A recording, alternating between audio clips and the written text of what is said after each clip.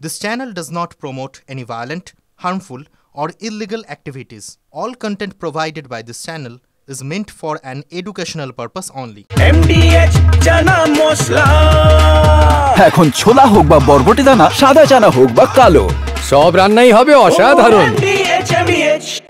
রাজ্যে আবারও করোনা আক্রান্তে মৃত্যুর খবর পাওয়া যাচ্ছে। বেলেঘাটা আইডিতে কোভিড পজিটিভ 48 বছরের এক ব্যক্তি, তার মৃত্যুর খবর পাওয়া যাচ্ছে।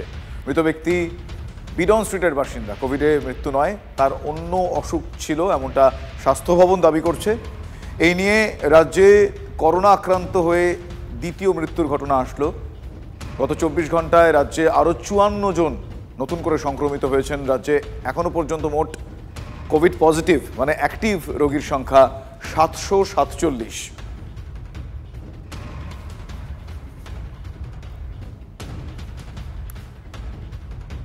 আমার সহকর্মী সৌরভ দত্ত এই মুহূর্তে আমার সঙ্গে রয়েছেন। সৌরভ, করোনায় আক্রান্ত হয়ে দ্বিতীয় মৃত্যু এ রাজ্যে এই ফেজে, কিন্তু স্বাস্থ্য ভবন বলছে কোমরবিডিটি ছিল। এক্স্যাক্টলি কি জানা যাচ্ছে, কি কারণে তার মৃত্যু এখনো পর্যন্ত?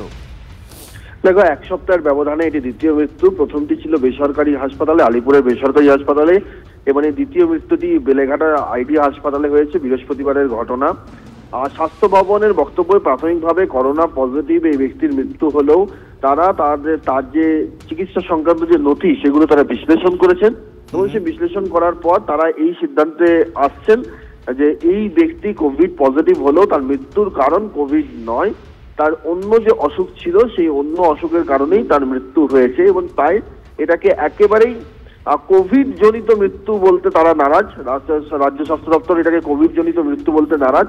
তাদের মতে করোনা আক্রান্ত এক ব্যক্তির অন্য অসুখে মৃত্যু হয়েছে। শুভজিৎ, বেশ, ধন্যবাদ সৌরভ।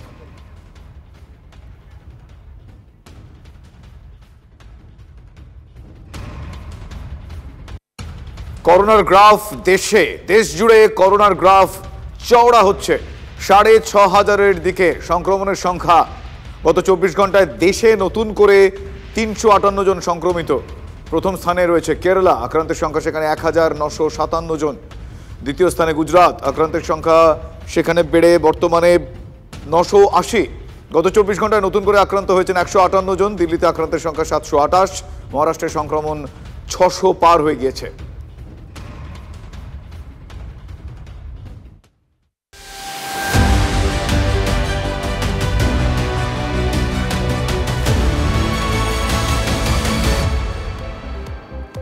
রাস্তা সংস্কারের দাবিতে বিক্ষোভের আগুন। পঞ্চায়েত অফিস ঘেরাও করে বিক্ষোভ গ্রামবাসীদের। গোঘাটের মান্দারণ গ্রাম পঞ্চায়েত ঘেরাও। অভিযোগ, দীর্ঘদিন লালুকা গ্রামে রাস্তা চলাচলের অযোগ্য হয়ে রয়েছে। গ্রামে গাড়ি তো দূরস্থ, অ্যাম্বুলেন্স পর্যন্ত ঢুকতে পারছে না। হেঁটে চলাচলেরও অযোগ্য রাস্তা। অভিযোগ গ্রামবাসীদের। প্রতিবাদ স্বরূপ তাদের এই বিক্ষোভ।